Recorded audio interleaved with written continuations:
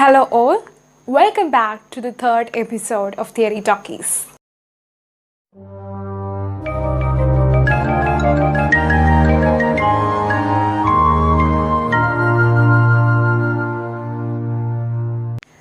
Today we are going to talk about Homo Sacer again. In the last video, I had introduced the concept Homo Sacer and the history of evolution of this concept. Today we are going to talk about Agamben's take on Homo Sacer. George Agamben, in his 1998 work Homo Sacer, Sovereign Power and Bare Life, talks about Homo Sacer with respect to the idea of bare life. According to Agamben, central to Homo Sacer project is the creation or protection of bare life. So what is bare life? Bare life is life unprotected by state or the laws, which means a person stops being a citizen, a person stops being a person with rights and laws to his aid. And the production of bare life in fact creates a situation where a person is vulnerable and exposed to unimaginable horror and violence, which can be state sponsored too. So the production of bare life is a state sponsored project. To look at how state is involved in the production of Homo Sacer, let us look at the Citizenship Amendment bills that was passed by different countries across the world, starting from the infamous Nuremberg legislation, which condemned the German Jews as illegal.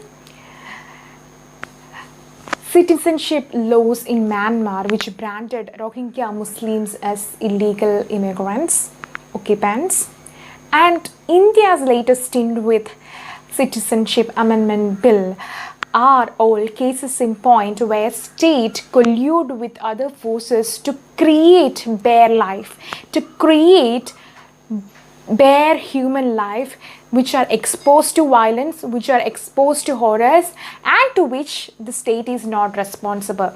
In the sense that since these people are branded as illegal occupants in a particular country, they have no recourse to legal measures, they have no rights.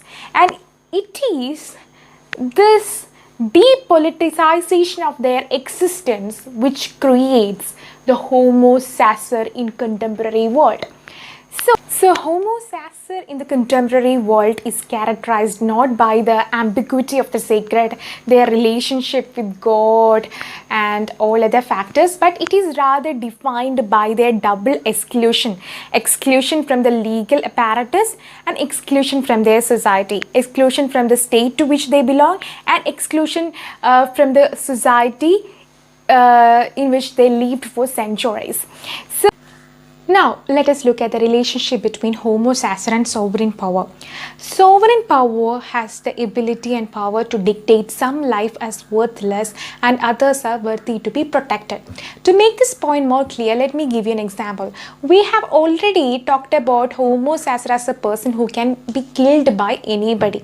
When you look at the idea of a person who can be killed by anybody, the first thing that comes to our mind are illegal immigrants or people who have no legal recourse, who have no protection by any government for that matter.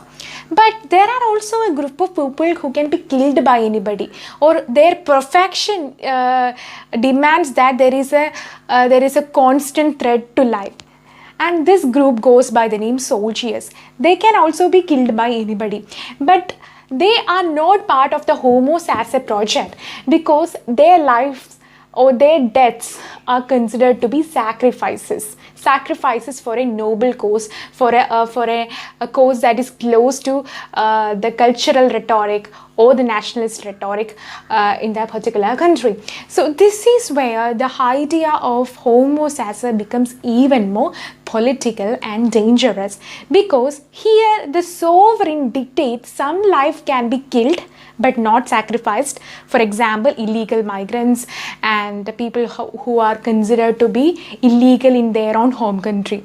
On the other hand, there are people who are close to the state, who carry out state actions, whose death can be, whose exposure to danger, whose exposure to death and violence are not only considered as mere killing but also included in the idea or of sacrifice. So the life that is caught in the sovereign ban was originally sacred or important. Agamben says that the protection of bare life thus is the original activity of sovereignty. So sovereignty transforms the sacredness of life or sacred life into bare life that can be killed but not sacrificed, which we had just substantiated. Agamben insists on saying that, as opposed to a general idea of state or sovereignty as a protector of a realm and life within it, the major activity or objective of sovereign power is to create a bare life, not to protect that life. And he brings in an interesting structural analogy to elucidate this point. According to Agamben, for a Homo Sacer, for a person who is thrown out of the legal structure or state protection, every person is a potential sovereign who can inflict upon him, who can expose him to danger and violence. On the other hand, for a sovereign, for a power structure, every single person, regardless of his or her status and background, is a potential Homo Sacer. It is the power vested in them that makes it possible for them to convert any life into a bare life, any life into a Homo Sacer. So in this manner, Agamben places sovereign power in opposition to fundamental right to live. Now let us look at the idea visce nescis potestas. I'm not quite sure whether it is a right pronunciation. You can check this out and prove me wrong. That's alright, but this is a spelling. One of the characteristic feature of sovereignty is to decide over life and death. That is, who should live and who should die. But Agamben says that even though this idea of sovereignty as the power to decide over life and death was in existence for a long period of time, this expression was first found in an entirely different context. And this is where the idea of visce nescis potestas come in. According to this Roman idea, it is the power of the father over the children, the power of the patriarch over the lives under his protection.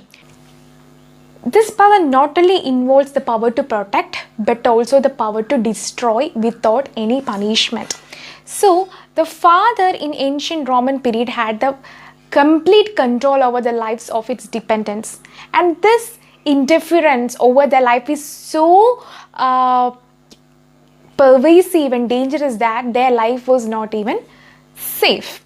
And it is this idea that Agamben transfers into the idea of sovereignty. In a late source, when we read that, having put to death his own children, Brutus had adopted Roman people as his children, the sinister meaning of the father of the land comes alive. Here, by adopting Roman people as his own children, he is transferring his power to inflict danger, power to kill his children to the entire Roman community, the entire Roman society. So, according to Agamben, so the idea of sovereignty, which is intrinsically connected to the idea of father of the land, indeed evolves from the idea of vitae nescis potestas, which means the father's original and uncontested right to kill his own children. So, when we look at the genealogy of evolution of the myth of sovereign power, it is nothing but the father's right to kill his own children. Quite disturbing, right? Now, let us look at the legal apparatus that enables the creation of bare life by sovereign power. The legal apparatus is state of exception. In our first video, we talked about state of exception as an exceptional period of lawlessness sponsored and sanctioned by the state in the face of a real or imagined threat. This phase is characterized by general anarchy, where the fundamental rights of its citizens are suspended. So this exceptional state, which goes by the name state of exception, creates bare life that can be easily biopolitically managed by the sovereign in order to control them and to meet certain ends. So, in the event of state of exception, sovereign power creates or produces bare life or Homo Sacer, who has no power, rights, and who stand outside of law. So, this particular status of Homo Sacer or the bare life created as an outlaw doesn't mean that he or she has the freedom to do whatever he or she likes, away from, or finally able to get away from the prescriptive and dominating codes and conventions of a sovereign state. But instead, since it is the bare life that is created, which is constantly exposed to violence, horror, and dangers, Homo Sacer or the bare life created is constantly in communion with sovereign power in the hope of reconsecrating to the society so that he or she can be legal, rightful citizens with rights again. So it is this hope that the sovereign power might reconsecrate them into society by suspending the state of exception that creates a continuing relationship with sovereign power. The sovereign who abandoned him, who exposed him to death and dangers, is the same person whom the Homo Sacer consider as a potential savior who can suspend state of exception and reconsecrate him into society. So it is this ambivalent state of the sovereign as the destroyer of lives, the creator of bare life, as well as a person who is capable of reconsecrating this bare life into the political life, thus the rightful status of human beings as citizens of a country, which actually characterizes the interesting, facet of the relationship between Homo Sacer and the sovereign power. Given the length and breadth and complexity of the topic, I have decided to do 2 more videos on Homo Sacer, which means I'm not completing the concept in this video.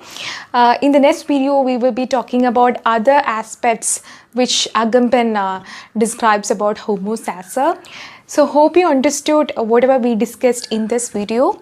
If you have any doubts, any suggestions, and whatever you think about my video and the concept, please do comment in the comment box.